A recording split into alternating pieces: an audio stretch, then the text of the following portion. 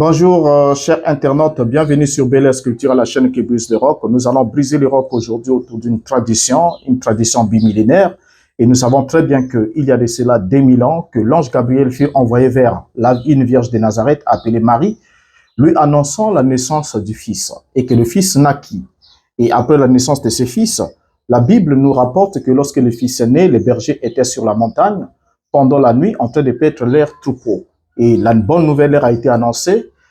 Gloire à Dieu dans le lieu très haut et paix sur la terre parmi les hommes qu'il a agréés, car aujourd'hui, dans la vie de David, vous est né le Christ du Seigneur. Partant de ce moment-là, on va avoir une suite d'événements, notamment les mages qui vont arriver à Jérusalem, demandant où est le roi des Juifs qui vient de naître, car nous avons vu son étoile en Orient et nous sommes venus pour le rendre hommage. Alors, après plusieurs investigations, il leur a été indiqué que le Messie devait naître à Bethléem, selon ce qui a été annoncé par le prophète Michée. Et les mages sont arrivés à Bethléem, les mages ont trouvé l'enfant, et après l'avoir rendu hommage, les mages ont présenté les dons qu'ils avaient apportés. Ils ont présenté de l'or, de la myrrhe et de l'encens. Alors, nous avons compris ensemble avec vous que cela n'avait aucun problème jusqu'à ce que arrive des siècles plus tard que l'Église catholique romaine va adopter une date, la date du 25 décembre, comme étant la date de l'anniversaire de Jésus-Christ. Mais aujourd'hui, nous ne parlons pas de la position de l'Église catholique romaine, mais nous voulons parler de Branham pour ou contre la Noël. Et c'est ça notre thématique, puisque nos amis du message du temps de la fin semblent être en train de patauger sur deux extrêmes, ils ne savent pas, et certains d'entre eux leur disent, vous devez prendre de l'équilibre, est-ce que d'autres ne savent pas, est-ce qu'il faut célébrer Noël ou ne pas célébrer Noël? Parce que célébrer Noël signifierait quoi? Signifierait que vous reconnaissez par là que Jésus est né le 25 décembre, et ce que vous savez bien être contraire avec les faits historiques et avec ce que nous rapportent les Écritures. Alors, est-ce que William Branham était-il pour ou contre la Noël? Ce qui suggère ensemble que nous puissions comprendre si les adeptes du message du temps de la fin sont censés célébrer Noël ou ignorer complètement Noël en lui donnant l'étiquette qu'il faut. Que pensait réellement William Branham au sujet de Noël et quelle est la lecture que les croyants du message du temps de la fin font au sujet de la fête de Noël? Alors, déjà là, nous devons comprendre, puisque nous parlons de William Branham, j'aimerais déjà vous dire un mot en introduction, c'est que, comme vous le savez bien d'habitude, Branham, c'était un homme qui avait un langage hypocrite. Supportez-moi de vous le dire et je vais le démontrer. Il avait un langage hypocrite au sujet de la fête de Noël, fête que tantôt William Branham condamnait, que tantôt il appréciait, tantôt il interdisait de ne pas célébrer cette fête, mais tantôt, il était le premier à célébrer cette fête en pompe, ensemble avec ses membres d'église ou sa famille. Alors, que devons-nous retenir réellement de la position de William Marion Branham au sujet de la fête de Noël?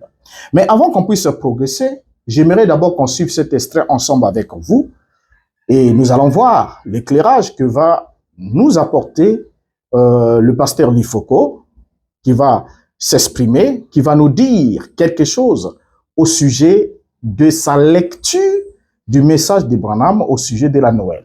Suivant, et ensuite nous revenons. Très cher.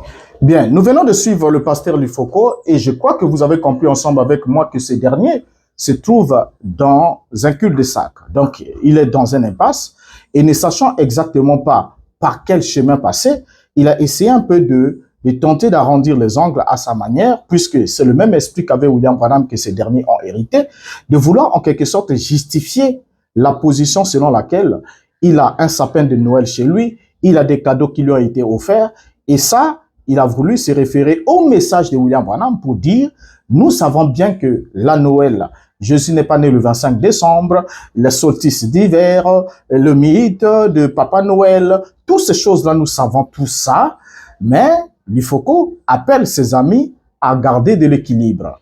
Et en gardant de l'équilibre, qu'est-ce qu'il évoque? Il évoque le fait que, bien que cela soit écrit, parce que pour eux, le croyant du message, les propos de William Branham sont l'écriture, n'est-ce pas? Voilà pourquoi il dit, bien que cela est écrit, que Branham, la Noël n'est pas une fête chrétienne, c'est une fête païenne, bien que c'est écrit, mais il est aussi écrit. J'aime bien ces jargons-là, j'aime bien cette tournure-là. Et vous allez découvrir quelque chose dans cette expression, il est écrit et il est aussi écrit. Vous savez, dans le message de William Branham, j'étais, comme vous le savez très bien, 15 ans pasteur dans le message de William Branham. Donc, dans le message de William Branham, qu'est-ce qui se passe? Le prédicateur et les brebis qui sont des lecteurs du message ont déjà compris que William Branham était un homme contradictoire. Donc, c'est un homme qui partait dans les deux sens en même temps. Donc, il était dans le pour et dans le contre. Alors, lorsqu'ils comprennent que William Branham était un homme instable, un homme irrésolu, un homme qui ne pouvait pas garder sa position de façon fixe et claire, nette et objective, alors ils vont inventer le dogme de « il est écrit, il est aussi écrit ». Cela sous-entend quoi? Que si vous me présentez une citation de William Branham, là où William Branham condamne quelque chose, alors moi qui pratique cette chose que William Branham condamne, je serai obligé d'aller chercher quelque part là où Branham a félicité quelqu'un à ce sujet, là où il a parlé en faveur de cela, là où il a pratiqué cela. Et du coup, lorsque je trouve là où Branham a fait le contraire de ce qu'il vous a prescrit ou vous a interdit, je viens vous dire, il est aussi écrit.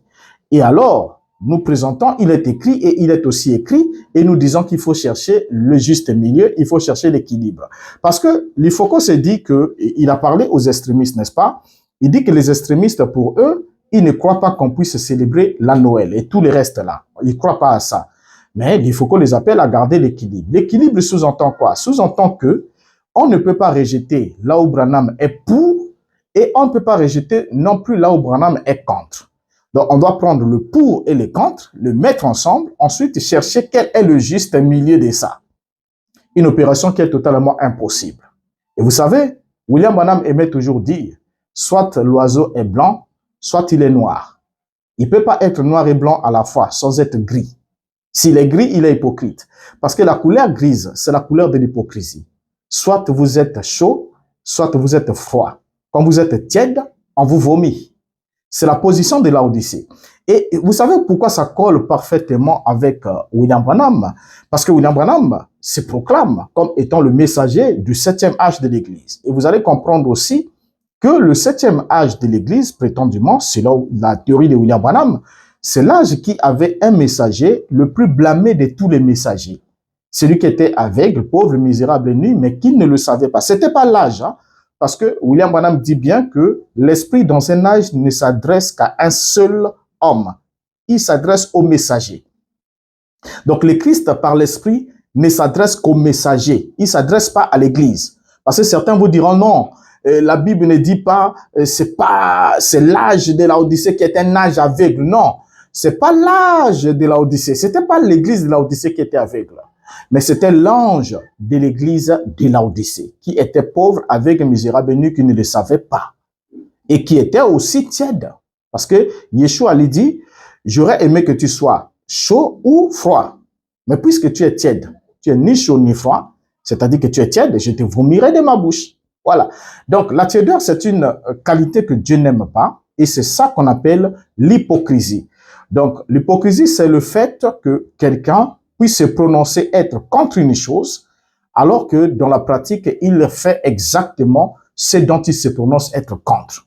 C'est ça qu'on appelle de l'hypocrisie. Donc, une personne qui agit en contradiction avec sa conviction énoncée ou qui exprime à l'extérieur ce qui n'est pas à l'intérieur. C'est ça l'hypocrisie. Alors, soit on est noir, soit on est blanc. Soit c'est juste, soit c'est faux. Il n'y a pas de juste mesure. Il n'y a rien à dire, cher ami du Foucault, que il faut trouver l'équilibre. Il faut avoir l'équilibre. Il n'y a pas d'équilibre entre ces deux éléments. Soit on est pour, soit on est contre. L'équilibre n'existe pas lorsqu'il faut prendre position pour ou contre la vérité. Soit on prend une position, soit on prend l'autre. Et le problème, c'est parce que vous savez que dans le message, il vous est absolument impossible de prendre une position pour Branham sans que vous puissiez rencontrer une position contraire à la position que vous avez prise. C'est ça le grand problème qu'il y a dans le message. Et du coup, chacun de vous se réclame. Ce que moi je crois est le message, ce que vous avez cru, c'est pas le message. Vous n'avez pas bien compris. Donc les autres comprennent toujours mal. C'est vous qui comprenez mieux. Et lorsque vous parlez de l'équilibre, on ne voit pas l'équilibre. mais on voit juste un extrême que vous avez pris. Alors, regardez une chose.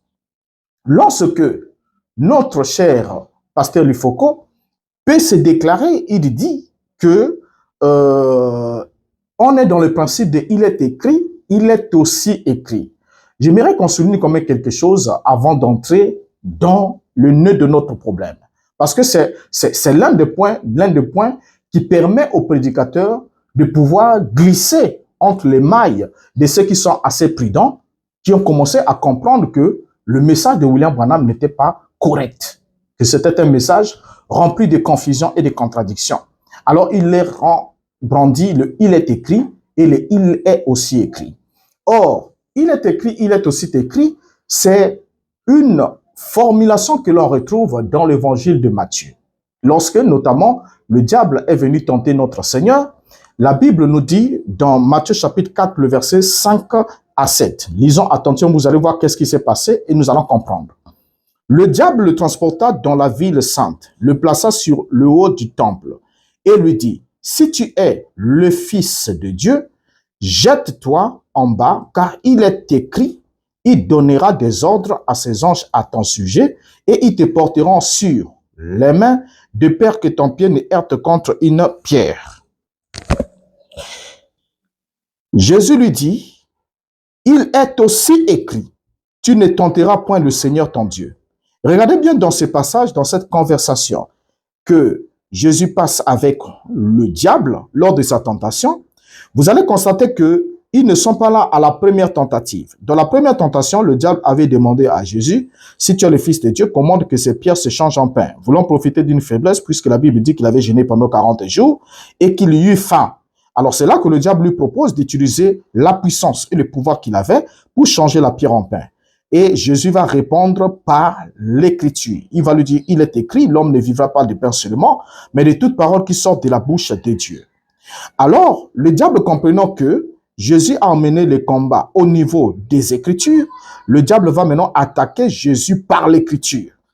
Vous voyez, il va maintenant lui dire, la Bible dit bien, le diable le transporta dans la ville sainte, le plaça sur le haut du temple et lui dit, si tu es le Fils de Dieu, jette-toi en bas, car il est écrit. Il est écrit, là c'est le diable, hein. Regardez bien le verset 6.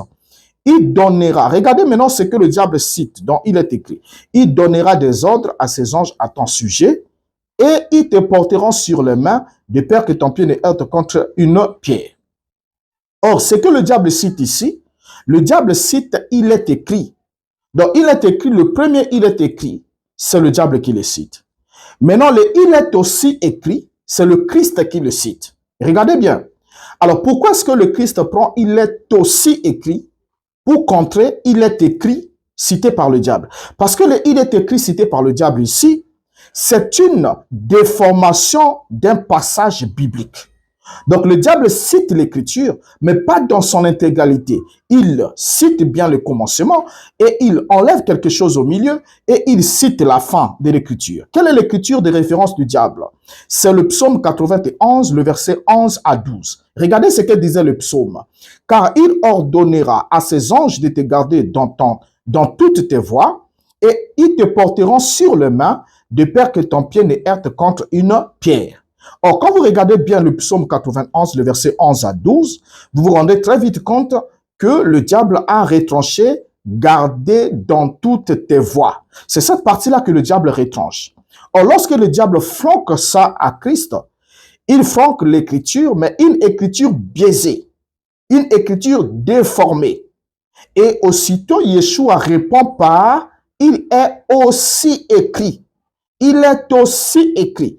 Donc, l'expression « il est aussi écrit » est la correction de « il est écrit ». Et « il est écrit » ici sort de la bouche du diable. Nous avons là deux sources d'expression différentes. Nous avons le diable qui donne le « il est écrit » déformé, perverti. Et nous avons le Christ qui donne le « il est aussi écrit » sans déformation. Tu ne tenteras point le Seigneur, ton Dieu. Alors maintenant, lorsque nos amis croyants du message de William Branham, parce qu'il n'est pas le seul hein, qui vient de citer ça aujourd'hui, ça fait partie du monde du message de Branham, les prédicateurs le savent, les croyants le savent. Lorsque nos amis croyants du message de William Branham disent « il est écrit, il est aussi écrit », est-ce qu'ils comprennent? Ils ne comprennent rien. Ils ne comprennent pas que le Christ a utilisé « il est aussi écrit » parce qu'il était en face de « il est écrit » qui a été perverti et qui a été biaisé par le diable. Or, dans notre cas d'espèce ici, nous avons une seule source d'expression qui est William Branham. Donc, en d'autres termes, on voudra nous dire que si on doit confronter le « il est écrit » de Branham contre le « il est aussi écrit » de Branham, donc on reconnaît par là que par la même source William Branham s'est exprimé le diable et s'est exprimé aussi le Christ. Parce que le « il est aussi écrit », c'est l'expression de Christ qui vient pour corriger « il est écrit » qui est biaisé. Alors, vous voyez que on ne peut pas prendre cet exemple-là, il est écrit et il est aussi écrit, pour vouloir justifier les incohérences qu'il y a dans le mensonge, le message de Branham. C'est pas possible. Vous voyez, ce n'est pas possible. Alors maintenant, allons ensemble avec vous, entrons dans le vif du sujet. Vous savez que ce sujet, si on veut parler de Branham et la fête de Noël, ça nous prendra des heures et des heures. Ça demandera beaucoup de numéros. Mais je vais juste épingler certains éléments pour que vous et moi, ensemble, nous comprenons quel est le degré de l'hypocrisie qu'il y a dans le message de Branham. Alors, commençons ici à lire la première déclaration de William Branham. Nous sommes là dans la divinité de Jésus-Christ, prêché le 25 décembre 49. Regardez bien le titre et la date. Nous sommes en date du 25 décembre 1949, parmi les premiers sermons enregistrés de William Branham. Nous avons ici le tout premier paragraphe qui déclare ce qui suit. Merci frère Graham. Bonjour tout le monde et joyeux Noël à vous tous. Nous sommes très heureux d'être de retour ce matin encore ici au tabernacle pour être avec cet aimable petit groupe. Alors, regardons bien cette citation. C'est le mot introductif de William Branham. Branham qui dit merci frère Graham et il salue le tabernacle en disant bonjour tout le monde et joyeux Noël à vous tous. C'est Branham, hein? Joyeux Noël à vous tous. Nous sommes le 25 décembre 1949. Joyeux Noël à vous tous. Or, quelle est la signification de cette expression joyeux Noël? C'est un vœu de Noël, n'est-ce pas? C'est un vœu de béatitude. Or, maintenant ici, lorsqu'on regarde joyeux Noël, dans l'expression de Branham, ça c'est le tout premier mot, le premier paragraphe de cette prédication du 25 décembre 1949. Lorsque Branham dit joyeux Noël est une expression de souhait qui signifie je te souhaite un Noël joyeux ou encore je te souhaite de la joie pour Noël. C'est une façon de souhaiter à quelqu'un une période de fête agréable et heureuse en référence à la célébration de la naissance de Jésus-Christ. Vous pouvez faire des recherches, vous verrez que joyeux Noël n'a pas une autre signification. Donc, l'expression joyeux Noël est composée de joyeux qui signifie plein de joie ou heureux et ensuite de Noël qui fait référence à la fête de Noël célébrée le 25 décembre. Donc, c'est une expression courante utilisée pour souhaiter à ses proches, amis et familles une période de fête agréable et remplie de joie. Alors, Branham ne s'arrête pas à souhaiter un joyeux Noël. Il ajoute au paragraphe 19 de la même prédication divinité de Jésus-Christ ce qui suit. Et ainsi bien, combien se réjouissent de Noël? Dites Amen. L'Assemblée dit Amen. Oh là là, voyez, voici le temps de réjouissance. Un temps où nous pouvons, nous tous, nous rassembler pour adorer Christ. Alors, vous voyez ici, William Branham précise bien, montre que cette période, cette journée, c'était le temps de réjouissance. Combien se réjouissent de Noël? Dites Amen. L'Assemblée répond Amen. Donc, c'était une période de réjouissance. Et William Branham dit, voici le temps de réjouissance, un temps où nous pouvons, nous tous, nous rassembler pour adorer Christ. Quand? Le 25 décembre. Alors, qu'est-ce que Branham donne de la définition même de Noël? Le jour de Noël signifiait quoi pour William Branham? Noël, selon William Branham, est un jour catholique, un jour païen, et c'est un jour où se célèbre le culte du diable. C'est pas moi qui le dis, on va appeler William Branham. Retenons que selon William Branham, très tôt, il avait défini la Noël comme étant un jour catholique, un jour païen et un jour où l'on célèbre le culte du diable. C'est Branham. Alors, William Branham va spécifiquement enseigner que Noël provenait de dogmes païens, notamment de l'Église catholique romaine, et que c'était une forme du culte du diable déguisé en culte du Fils de Dieu, notamment par l'entremise du Dieu Soleil. Parce qu'en anglais, Son of God, c'est pratiquement la même chose. Les mots Sun, S-U-N et S-O-N sont presque synonymes. Alors, sont presque homonymes plutôt. Alors, maintenant ici, lorsque nous prenons William Branham, on prend dans la guérison divine, prêché le 19 décembre 54. Que dit Branham au paragraphe 10? Or, Noël n'est pas une fête protestante, c'est une fête catholique. Le 25 décembre, c'était des mois et des mois avant notre, après ou plutôt avant la naissance de notre Sauveur. Notre Seigneur est né en avril, mais il n'est pas né en décembre. Si vous avez déjà été en Judée en décembre, il fait plus froid qu'ici. Ainsi, vous savez qu'il n'est pas né en décembre et ça s'appelle Christmas. En anglais, une messe pour Christ. C'est la messe de Christ. Alors, donc déjà ici, on voit selon William Branham que Noël n'est pas une fête protestante. Nous soulignons. Elle n'est pas protestante, n'est-ce pas? C'est pas une fête protestante. Donc, celui qui est protestant n'est pas censé célébrer Noël. C'est pas une fête protestante. Et Branham précise, c'est une fête catholique.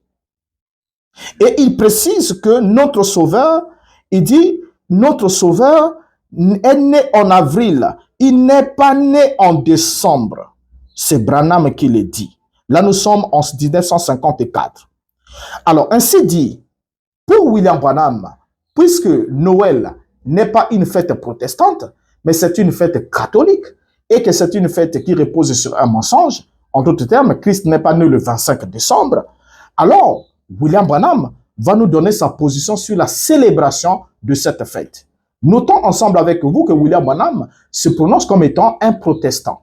Voilà. Donc, il n'est pas catholique, il est protestant. Parce qu'il y a ces deux branches. Il y a la branche protestante et il y a le catholicisme. Branham dit que le Noël n'est pas une fête protestante, c'est une fête catholique. N'est-ce pas? Alors, qu'est-ce que Branham va dire sur la célébration de Noël? Malgré le fait que Branham puisse nous souligner déjà que Noël n'est pas une fête protestante, mais elle est catholique, alors que Branham était supposément être un protestant, Branham enseignait qu'on devrait célébrer la fête de Noël. Et Branham, non pas seulement enseignait qu'on devrait célébrer la fête de Noël, mais Branham aussi célébrait cette fête de Noël. Regardez, dans la prédication, Joseph rencontre ses frères. Prêché le 30 décembre 56, Branham dit, « Nous célébrons Noël, la naissance du Seigneur Jésus. Ce n'est pas exactement son anniversaire. Son anniversaire était en avril. » Donc, vous voyez bien ici, William Branham qui dit que nous célébrons Noël, la naissance du Seigneur Jésus. Or, en 1954, il nous avait bien dit que Jésus n'est pas né le 25 décembre. Mais Branham dit ici, nous célébrons Noël, la naissance du Seigneur Jésus. Nous sommes là déjà dans le principe du contraire.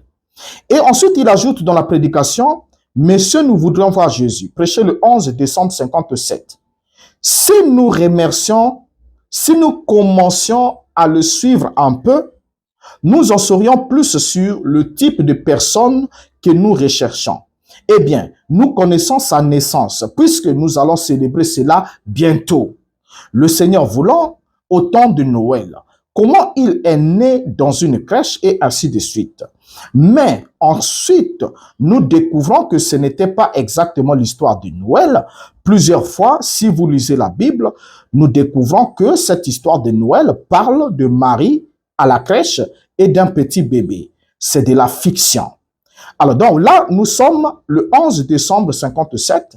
William Branham affirme que nous allons célébrer la naissance du Seigneur bientôt, au temps de Noël. Nous allons célébrer. regardez bien ce terme, célébrer la naissance du Seigneur bientôt.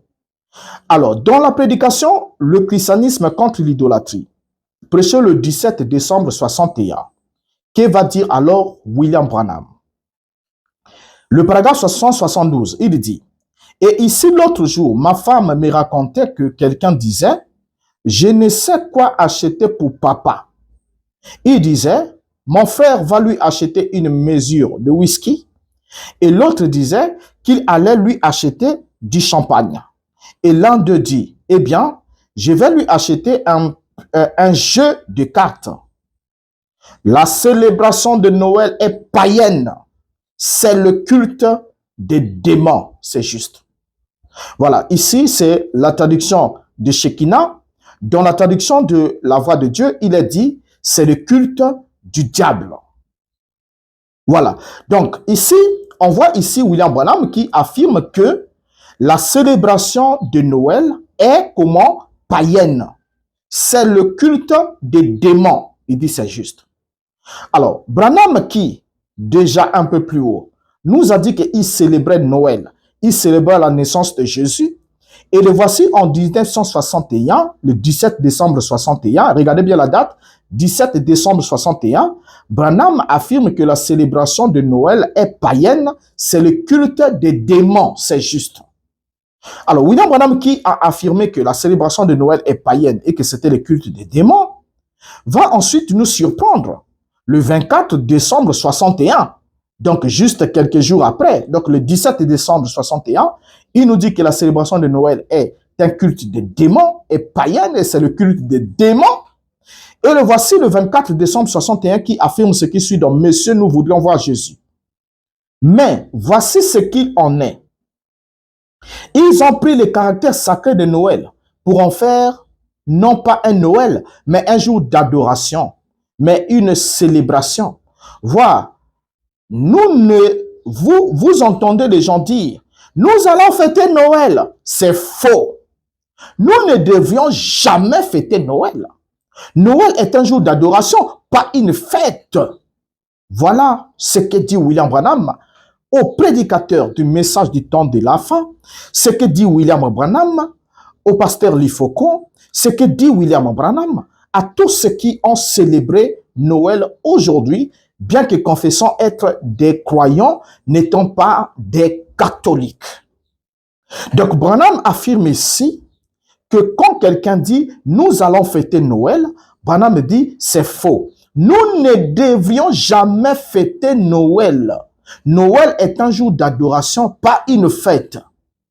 C'est Branham. Nous ne devions jamais fêter Noël.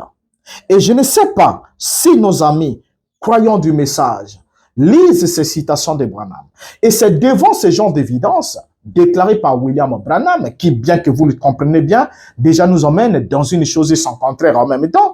Il est celui qui célèbre Noël, il est celui qui dit nous devons célébrer, et le voici qui affirme que nous ne devrons jamais célébrer Noël, parce que Noël n'est pas une fête, Noël devrait être un jour d'adoration.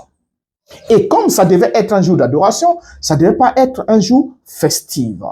En d'autres termes, on ne devrait pas, selon Branham, le croyant du message de Branham, ça ne devait pas être un jour qui devait avoir l'allure d'une fête. C'est-à-dire qu'on prépare un repas particulier, qu'on s'offre des cadeaux, qu'on se fasse des offrandes, des dons et même des cultes spéciaux, qu'on raconte beaucoup d'histoires et qu'on danse, qu'on chante. Et tout ça là, William Branham dit que ça ne devrait pas être une célébration. Parce que Noël ne doit pas être une fête. Nous ne devons jamais célébrer Noël. Ça, c'est Branham qui le dit. Maintenant, lorsque nos amis arrivent devant ce genre de déclarations, ils sont obligés de vous dire, nous devons prendre aussi, il est aussi écrit, bien que Branham dit, nous ne devons jamais célébrer Noël, mais Branham dit encore plus loin que nous célébrons Noël.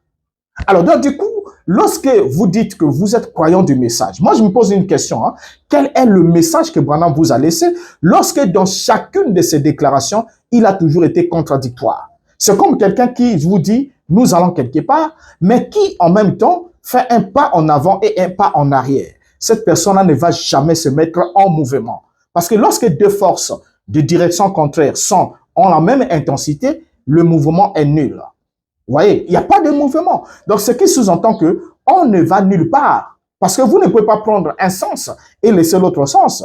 Vous ne pouvez pas nous dire que voilà, vous allez vous accrocher à là où Branham dit qu'il célébrait Noël et vous abandonnez là où Branham dit que nous ne devons jamais célébrer Noël. Voilà. Là, ça pose tout un problème. Voyez un peu.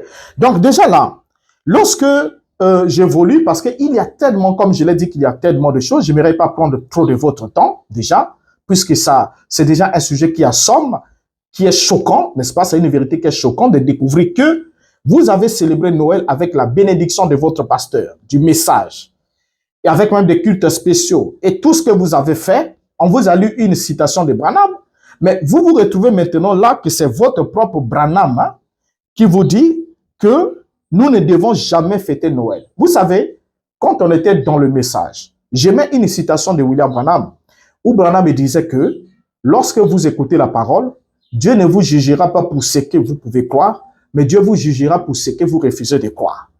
Et cette déclaration-là de William Branham est très forte. Lorsque vous acceptez de célébrer Noël, alors vous rejetez la citation qui dit « Nous ne devons jamais célébrer Noël ». Et du coup, Dieu ne vous jugera pas en fonction de la citation qui a accepté que vous puissiez célébrer Noël. Mais il vous jugera en fonction de la citation où Branham a interdit de célébrer Noël. Et du coup, lorsque vous nous dites, il est écrit et il est aussi écrit. Dites-nous, il est écrit, c'est bien le propos du diable, n'est-ce pas? Donc cela sous-entend que le diable a parlé par la bouche de Branham. Et au fait, quelle est la déclaration de Branham qui est la parole du diable? Il est écrit, nous devons célébrer Noël, c'est ça qui est celle du diable. Et maintenant, celle de Dieu, c'est il est aussi écrit, nous ne devons jamais célébrer Noël, c'est ça? Ou bien c'est le contraire? Ou bien c'est... Et puis, n'oubliez pas hein, que c'est Satan qui a dit le premier, il est écrit. Voilà. Et le Christ apporte le il est aussi écrit, qui est une correction de il est écrit déformé. Alors, est-ce que c'est le diable qui a parlé par Branham en disant nous ne devrons jamais célébrer Noël? Et que c'est maintenant le Christ qui vient avec il est aussi écrit, toujours par la même bouche de Branham, nous pouvons célébrer Noël. Est-ce que c'est le cas? Chers amis croyants du message, mettez-nous quelque chose en commentaire. Nous aimons, moi j'aime votre caractère vindicatif, hein. Ce caractère-là fondamentaliste vindicatif, où vous vous accrochez sur les détails. Parce que Branham a enseigné sur les détails de la vision. Sylvain Aquila l'a même chanté sur les détails de la vision, la chemise carrelée. Lorsque notre ami nous a présenté l'arbre de Noël, et nous a parlé de l'arbre de Noël, il a même lu la citation, n'est-ce pas? Alors, je vais qu'on parle un peu, parce qu'il y a beaucoup de choses. Parlons un peu de la position de William Branham au sujet de l'arbre de Noël. Déjà en 1953, William Branham avait spécifiquement enseigné que les arbres de Noël sont une tradition païenne. Les arbres de Noël. Vous allez voir que d'abord, on représente comme un arbre, ça peut être un sapin ou quelque chose comme ça. Il y a une tradition sur ça. S'il faut parler de ça, ça dit que nous aurons un autre numéro où nous allons expliquer tous les éléments qui constituent les symboles de la Noël et à quoi est-ce que cela est rattaché et quelle est la relation que cela a avec les Écritures. Nous en parlerons. Mais seulement selon William Branham, il a enseigné spécifiquement, sans détour, que les arbres de Noël sont païens et que les arbres de Noël n'avaient rien à voir avec la naissance de Christ. Il n'y avait aucun rapport. Il n'y avait rien à voir avec la naissance de Christ. Et il n'avait rien de divin dedans. Et tout était impie avec l'affaire de l'arbre de Noël. Nous sommes là en 1953.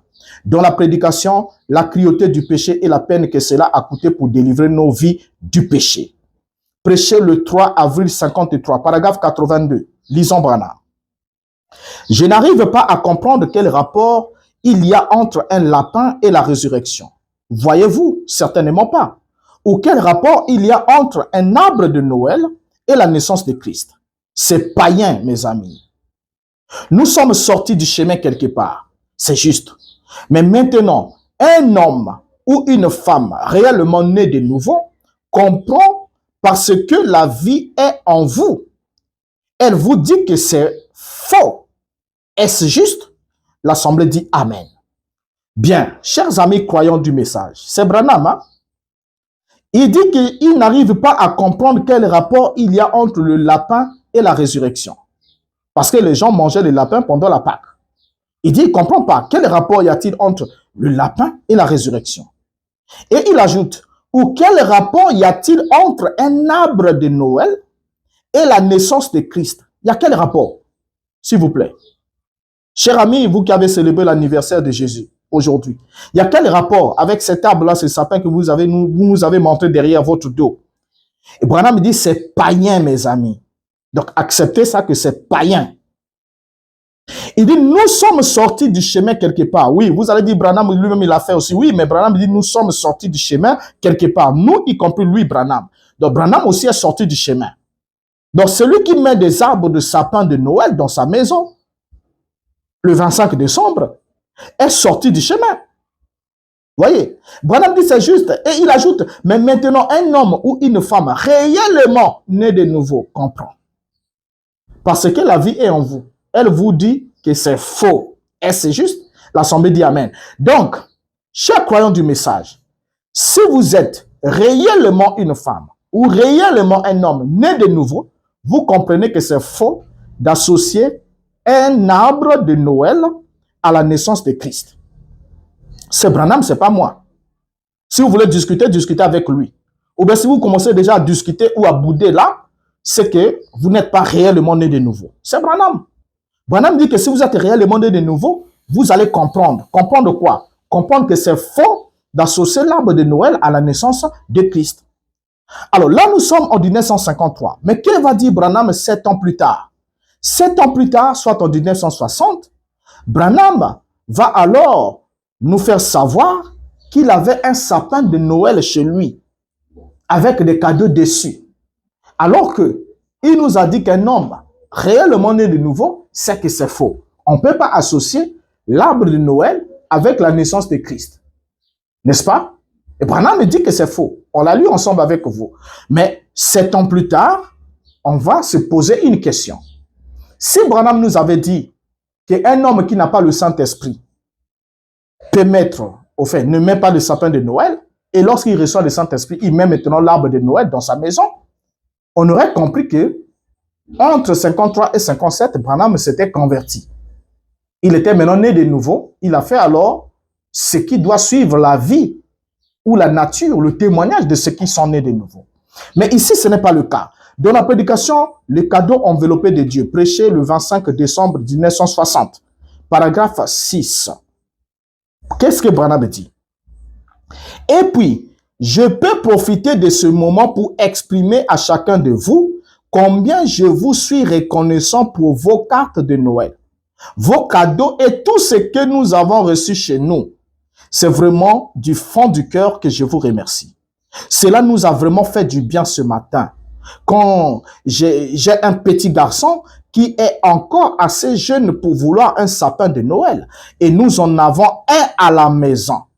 Et ce matin, là-dessous, j'ai trouvé plusieurs cadeaux que mon église ici et mes amis de différents endroits nous ont envoyés là, sous le sapin.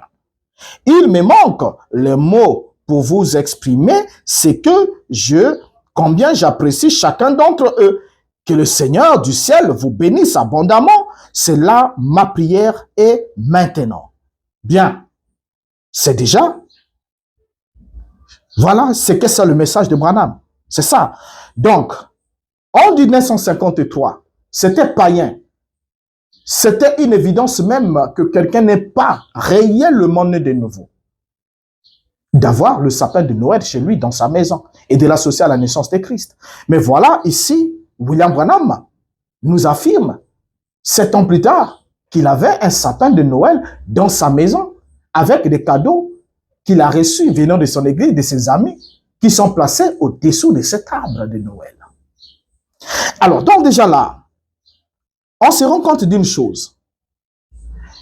Et lorsqu'on veut évoluer avec William Branham pour quelque temps encore, dans la prédication, nous avons vu son étoile en Orient et nous sommes venus pour l'adorer. Le paragraphe 197, prêché le 16 décembre 63. Branham dit, dites, je vais suivre l'étoile du matin Christ. Je vais suivre pour trouver mon Jésus aujourd'hui. Je vais me débarrasser de toutes ces guirlandes de Noël et de toutes ces choses. Car un jour, ça va être brûlé par un feu qui ne s'éteint point. Tous ceux qui prennent plaisir à cela seront brûlés avec ça. Le monde, le pécheur sera puni, ils périront avec le monde. Les gens qui aiment le monde périront avec le monde. Et toutefois, si l'amour du monde est encore en vous, mais que vous voulez vous livrer totalement ce soir à Jésus-Christ et à sa parole, levez la main une fois de plus. Maintenant, tout celui qui n'a pas levé la main, que Dieu vous bénisse, que Dieu vous bénisse. Je dis simplement cela, que Dieu vous bénisse, madame. Alors, qu'est-ce qui attire notre attention dans cette déclaration? Notre attention est ici. Branham est en train de faire l'appel à l'autel. Branham est en train d'appeler les gens à Christ.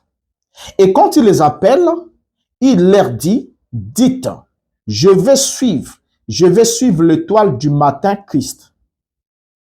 Je vais suivre pour trouver mon Jésus aujourd'hui.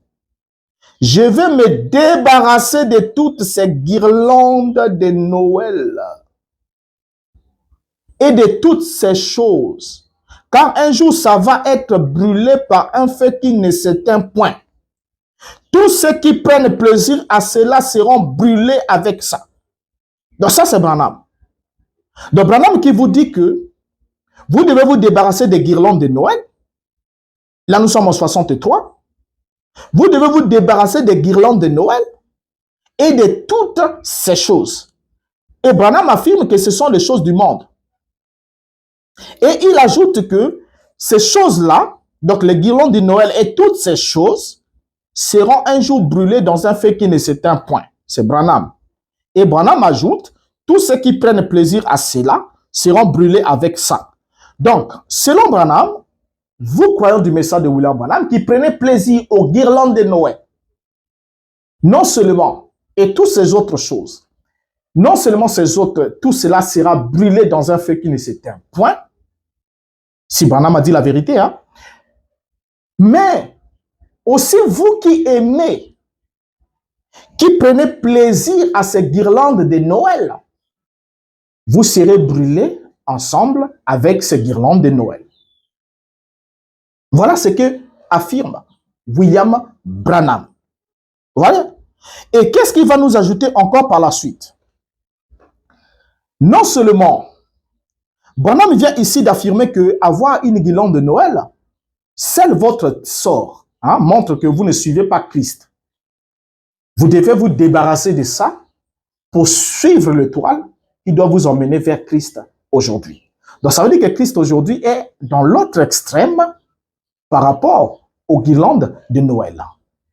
Alors, comment est-ce qu'on peut expliquer que quelqu'un qui se dit croyant du message de William Branham nous affirme ou soutient le fait de posséder une guirlande de Noël chez lui et toutes ces autres choses, ou encore un arbre de Noël, avec toutes ces pratiques-là? Comment est-ce possible? Et s'affirmer toujours être croyant du message de Branham. Alors, regardez, lorsqu'on avance, après avoir déclaré ici que les guirlandes de Noël et tout ça là vont finir dans le feu qui ne s'éteint point, ainsi que tout ce qui s'attache à ça, William Branham, après avoir fait décorer un arbre de Noël lui-même, il a fait décorer un arbre de Noël chez lui. Il va se contredire ensuite en affirmant en 1964 que le fait de décorer un arbre de Noël chez soi, c'est du paganisme. C'est du paganisme le fait de décorer les arbres. Et il le dit dans la prédication, le temps de la moisson prêchée le 12 décembre 64. Il déclare, « Et chacun de nous joue le Père Noël et décore des arbres, un paganisme et des choses comme ça, et puis s'appelle chrétien. » Quel Quel est le problème avec l'Église chrétienne? Se lèvera-t-il jamais quelqu'un parmi nous qui puisse prêcher la parole et dire la vérité et que Dieu le confirme et prouve aux gens qu'il est le même hier, aujourd'hui, éternellement?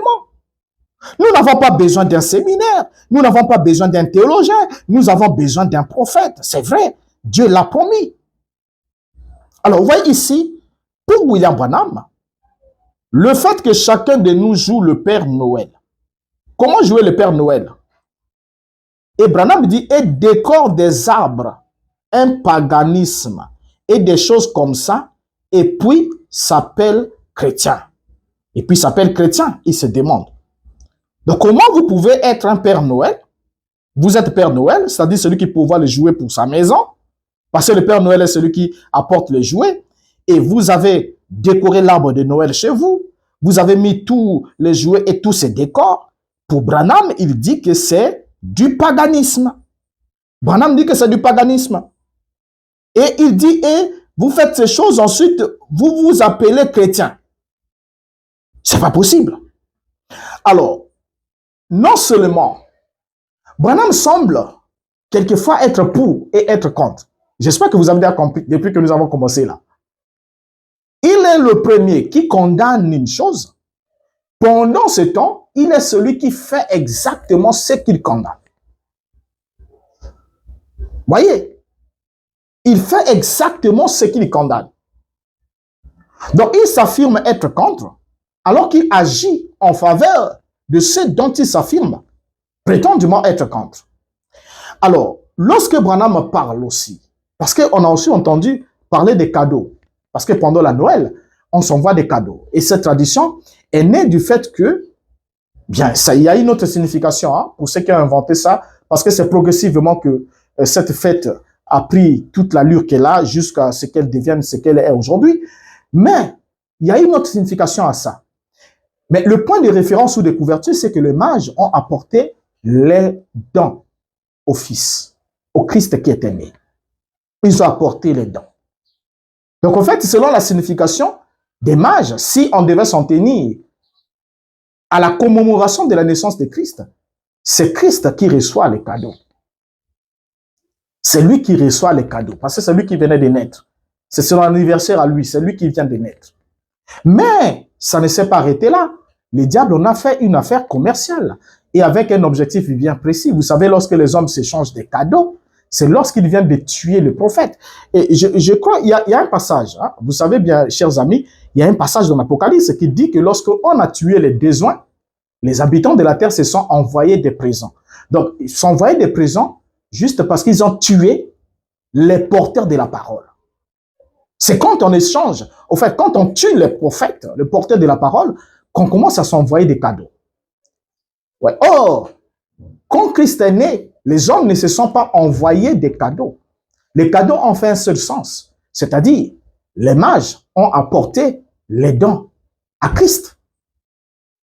Mais le seul moment où les hommes se sont échangés des cadeaux, des présents des uns des autres, c'est quand ils ont tué les déshonnés dans Apocalypse chapitre 11. C'est là-bas qu'ils se sont envoyés des présents les uns des autres. Lorsqu'on voit ce phénomène se produire, on doit toujours avoir dans notre esprit cette pensée comme quoi il y a le porteur de la parole, ou il y a une écriture, il y a la parole qui est une fois de plus mise à mort, ou le porteur de la parole qui sont mis à mort. Quand les hommes s'échangent des cadeaux, c'est qu'ils se réjouissent d'avoir éteint la voix de Dieu. Maintenant, écoutons. Lorsque on parle de la Noël, William Branham va dire que acheter des cadeaux pendant la Noël est une attitude païenne. Il va le dire. Acheter des cadeaux pendant la Noël, Branham dit que c'est païen. Acheter des cadeaux est un trait païen et c'est un trait impie. Alors, quand Branham enseigne cela, non seulement Branham reçoit des cadeaux, et lui-même aussi achetait des cadeaux, sa femme aussi lui achetait des cadeaux à lui et aux enfants, mais Branham va enseigner que l'achat des cadeaux de Noël est un trait païen et n'a rien de pied dedans, rien de divin. Dans la prédication La dislocation du monde, prêché le 16 décembre 62, paragraphe 118, Branham dit, eh bien, les gens se sont mis à acheter les cadeaux de Noël plusieurs mois à l'avance. Ce n'est qu'une caractéristique païenne. Il n'y a rien de pied là-dedans. Oh, ils essaient de dire, faites des dons hommage. Ce n'est qu'une oasis d'excuses du diable. Si vous voulez donner quelque chose, donnez votre vie à Christ. Ne vous la donnez pas l'un à l'autre, donnez-la lui. C'est pour cela qu'il mourut. C'est le but de sa venue. Voyez-vous, regardez cette citation. Branham condamne le fait que les gens achetaient des cadeaux de Noël plusieurs mois à l'avance. Et il ajoute que c'est une caractéristique païenne, qu'il n'y avait rien de pied dedans. Et Branham souligne que les gens qui le font disent qu'il faut faire les dons hommages. Non, mais dans la Bible, c'est pas on n'a pas fait le don hommage.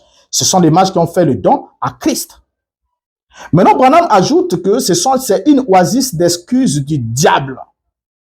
Et il dit, si vous voulez donner quelque chose, est-ce qu'il dit que vous devez vous donner les uns des autres? Non. Il dit, si vous voulez donner quelque chose, donnez votre vie à Christ. Ne vous la donnez pas l'un à l'autre.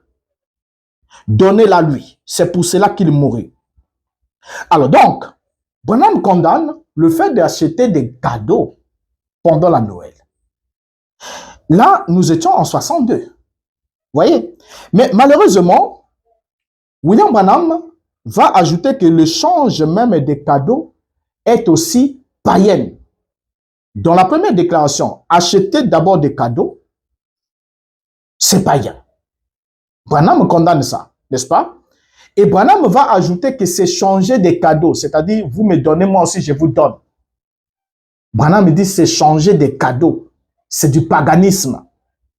Parce que comme je vous l'ai dit dans Apocalypse 11, les hommes se sont échangés des présents quand ils ont éteint la voix de Dieu. Quand ils ont tué les deux canaux par lesquels Dieu devait s'exprimer ou s'exprimer, c'est là qu'ils se sont réjouis, ils se sont échangés des cadeaux.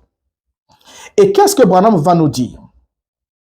Dans la prédication, la vision de Patmos, prêchée le 4 décembre 1960, Branham dit, dans quelques semaines ou même maintenant, il y aura des reines et des pères Noël et des grelots et toutes sortes de choses suspendues, ce qui est une cérémonie païenne.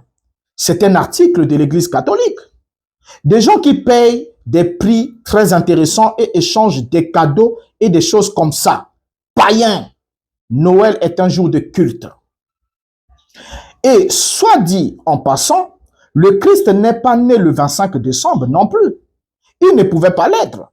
Si jamais vous aviez été en Judée, les collines sont pleines de neige, pire qu'ici, né en avril, quand toute la nature apparaît. Maintenant, mais c'est leur tradition. Et pourquoi? Pourquoi faisons-nous ces choses? Parce que nous suivons les traditions des hommes au lieu du commandement de Dieu. Et quelque chose comme ça n'aurait pas d'importance, mais ils en font juste une journée commerciale. C'est une honte pour eux de faire de telles choses. Une cérémonie païenne. Voilà William Branham. Donc, pour lui, c'est du paganisme, le fait de s'échanger des cadeaux. Alors, après avoir affirmé que l'achat des cadeaux pendant la Noël était un trait du paganisme, et ça, il le déclare le 16 décembre 1962. Mais William Branham avait néanmoins accepté aussi et reçu par la suite, comme nous l'avons dit, avec joie, les cadeaux de Noël venant de nombreuses personnes, juste quelques jours bien plus tard. Ces cadeaux comprenaient de l'argent, des pardessus, des costumes, des objets personnels, même une caméra, des fusils, différents armes à feu, un portefeuille, même des bibles, des bonbons. Et comme il va le dire, voyez, dans la prédication, un super signe, prêché le 27 décembre 59. Nous sommes là avant 62. Branham dit, J'ai reçu des très beaux cadeaux de Noël, une caméra et bien d'autres choses, des armes à feu et des choses que les gens qui m'aiment, que les gens m'aiment, qu'ils me donnent.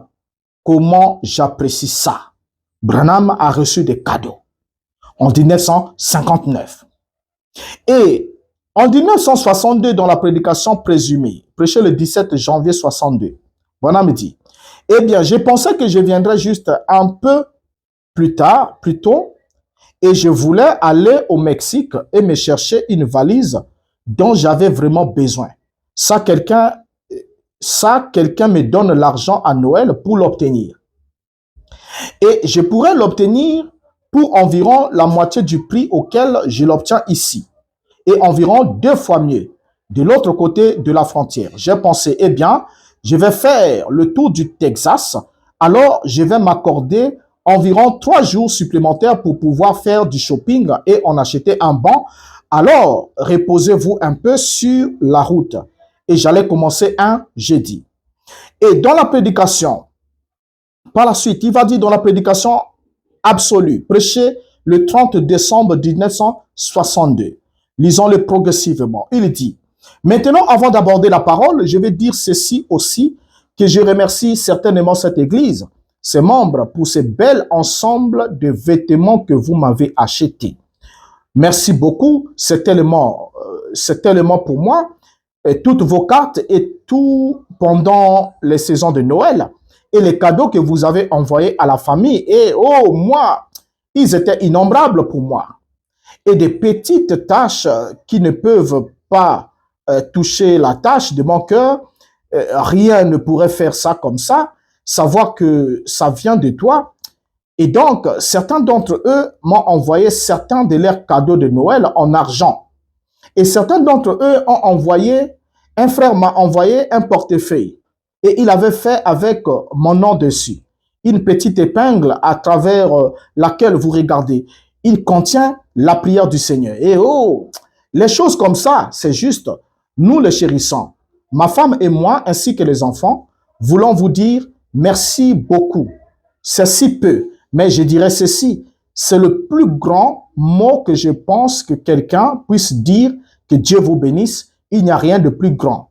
Maintenant, et à ces frères ici à l'église qui m'ont acheté ce fusil, je portais mon costume, mais je ne pouvais pas apporter le fusil à l'église. Mais c'était, ils auraient vraiment quelque chose contre moi, alors, n'est-ce pas?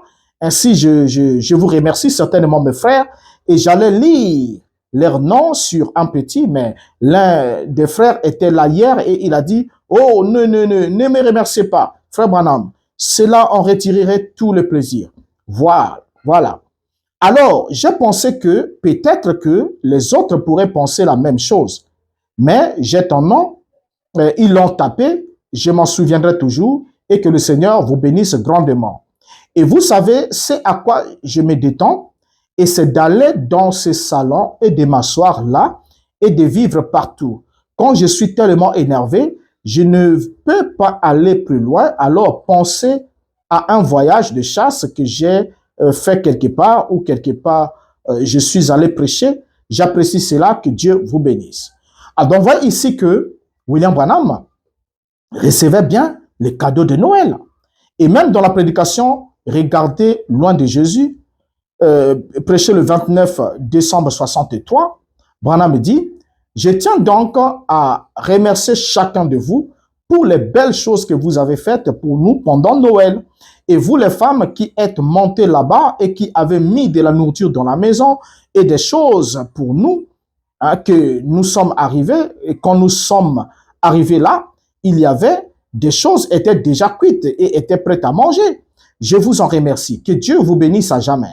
Et l'Église, pour leurs petits billets que je pouvais aller ici et obtenir des vêtements, si je les pouvais, pour un costume.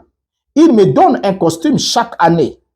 Et quelques gentils amis à moi viennent m'offrir un costume.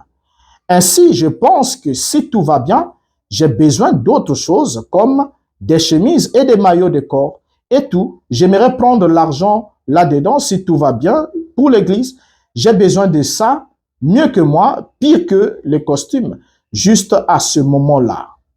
Alors, donc, voyez bien ici, ensemble avec moi, que on est en face d'un homme. Un homme qui disait toujours une chose et son contraire en même temps. Un homme qui faisait toujours une chose et son contraire. Et lorsque nos amis croyants du message disent que nous devons prendre, il est écrit et il est aussi écrit, qu'est-ce qu'on doit prendre? Au fait, il n'y a absolument rien, puisqu'il y a tout dans le message de William Branham. Il y a et il n'y a pas. Il y a le pour et le contre. Tout ce que vous voulez, vous l'obtiendrez. Tout, vous l'obtiendrez. Parce qu'il y a le pour et le contre. En fait, il n'y a rien qui soit rectiligne et droit. Il n'y a pas un chemin bien tracé. Il n'y a pas une position bien ferme de la part de William Branham. Et cela nous permet alors de nous poser une question pendant que nous chutons. Comment peut-on se dire être contre en parole et ensuite être en même temps pour en acte? Comment est-ce qu'on appelle cette attitude? Je suis contre en parole, mais je suis pour en acte. Et quelquefois aussi pour en parole. Comme nous venons de lire ici quelques expressions de William Branham. Alors, dans la Bible, la réponse, Jacques nous la donne. Jacques 1, versets 6 à 8. Mais qu'il la demande avec foi, sans douter, car celui qui doute est semblable au flot de la mer, agité par le vent et poussé de côté et d'autre. Qu'un tel homme ne s'imagine pas qu'il recevra quelque chose du Seigneur. C'est un homme irrésolu, inconstant dans toutes ses voies. Donc pour Dieu, un homme irrésolu, un homme inconstant dans toutes ses voies, c'est un homme qui ne peut jamais obtenir, s'imaginer recevoir quelque chose de la part du Seigneur. Donc s'il reçoit quelque chose, c'est que ça ne vient pas de la part du Seigneur. Alors, mes chers frères, sœurs et amis croyants du message de William Branham, comment est-ce qu'on appelle celui qui dit une chose et qui en fait le contraire? Je crois que la définition la plus simple, c'est l'hypocrite. Parce que l'hypocrite est celui qui dit une chose et qui fait le contraire de la chose. Maintenant, notons ensemble avec vous, pour terminer. J'avais publié une photo, une capture, une image sur Facebook où j'avais posé la question de savoir, j'avais plutôt déclaré que si Noël était une fête divine, une recommandation, une ordonnance divine, le monde ne la fêterait pas. Parce que Dieu donne ses instructions pour son peuple. Et jamais le monde n'a été du côté de Dieu. Jamais. Et lorsque le monde, de façon populaire, large et spacieux, la voie qui mène à la perdition, comme vous le savez, se met dans une chose, c'est que Dieu est dans le sens opposé. Notons ensemble, pour terminer. Vous célébrez ou vous ne célébrez pas Noël. Mais, croyant du message de William Branham, grand en pourcentage est le nombre de ceux qui célèbrent Noël. Parce que Branham l'a célébré. Il y a beaucoup d'autres éléments. Branham a même pratiqué, ils ont même fait des scènes, ils ont organisé même des scènes de théâtre dans son église. Branham l'a fait pour illustrer la naissance de Christ le 25 décembre. Il ne croit pas que Christ est né le 25 décembre. Mais Branham célèbre la naissance de Christ le 25 décembre. Incroyable, n'est-ce pas? Incroyable. Alors, lorsque Dieu a institué des fêtes à Israël, Dieu leur a dit dans Exode chapitre 12, le verset 14, il leur dit, « Vous conserverez le souvenir de ce jour et vous le célébrerez par une fête en l'honneur de l'Éternel. Vous le célébrerez comme une loi perpétuelle pour vos descendants. » Question, chers amis. Lorsque vous célébrez la Noël, vous célébrez la Noël en l'honneur de qui? Parce que Dieu lui-même institue toujours ce qui doit revenir en son honneur. N'oublions pas que les enfants d'Israël, quand Moïse est monté sur la montagne, ils ont fabriqué, façonné un veau d'or. Et ils ont commencé à se réjouir, à danser en l'honneur de l'Éternel. Mais devant le veau d'or, c'est-à-dire devant une image faite de main d'homme, devant une institution humaine. Mais l'Éternel n'avait pas agréé cela. Ils ont dit, « Oh Israël, voici l'Éternel, voici ton Dieu qui t'a fait sortir du pays de l'Égypte. » Et ils proclamaient que le veau d'or était leur Dieu qui les a fait sortir. Donc, il y avait une festivité, une commémoration, une célébration, et même, voyez, et un culte autour du veau d'or. Mais, nous connaissons la suite. Quand Moïse est descendu. Quand Moïse est descendu, c'était le jugement. C'était le jugement. Alors donc, chers croyants du message de William Branham, nous pouvons répondre simplement à cette question en vous disant, comme Branham vous l'a souhaité au début, joyeux Noël, chers adeptes des messages du temps de la fin, et soyez des Pères Noël. Hein? Voici Papa Noël qui descendra du ciel avec des jouets par milliers, et il ne va pas aussi oublier votre petit soulier, sûrement, parce que vous devez célébrer Noël et il faut la célébrer en bon et due forme. Ne faites pas semblant. Soyez quand même assez courageux comme les autres qui disent il est écrit, il est aussi écrit. On cherche l'équilibre. Et en cherchant l'équilibre, ça veut dire quoi? Puisqu'on n'est pas affranchi des liens de la mondanité, comme dit Branham, alors on est obligé de faire tout ça. Alors, c'est à vous de faire le choix. Le choix, c'est lequel? C'est le bon choix. De comprendre que lorsque vous êtes en face de quelqu'un qui vous dit une chose et son contraire, c'est qu'il ne vous a rien dit du tout.